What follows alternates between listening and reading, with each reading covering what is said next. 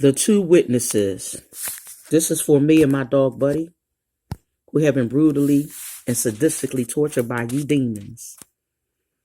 I won't ask you anymore, Satan. Leave me alone. I was given a reed like a measuring rod and was told, go and measure the temple of God and the altar and count the worshipers there, but exclude the outer court. Do not measure it because it has been given to the Gentiles. They will trample on the holy city for 42 months, and I will give power to my two witnesses. Pay attention. And they will prophesy for 1,260 days, clothed in sackcloth. These are the two olive trees and the two lampstands that stand before the Lord of the earth. If anyone tries to harm them, this is for all of y'all who are throwing up the sixes and target signs at me and calling me a target. If anyone tries to harm them, fire comes from their mouth and devours their enemies. This is how anyone who wants to harm them must die. Y'all got some storms coming. These men have power and the women to shut up the sky so that it will not rain during the time they are prophesying.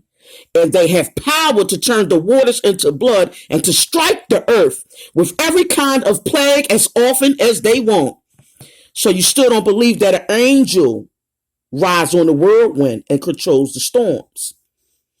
Now, when they have finished their testimony, the beast that comes up from the abyss will attack them again and will overpower and kill us. Their bodies will lie in the street of the great city, which is figuratively called Sodom.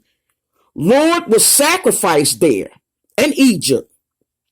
For 3.5 days, men from every people, tribe, language, and nation will gaze on their bodies and refuse them burial. The inhabitants of the earth will gloat over them and will celebrate by sending each other gifts because these two prophets had tormented them on the earth. Desert. But after the 3.5 days and the breath of life from God entered them, the ones that you murdered, and they stood on their feet and terror struck those demons who saw them.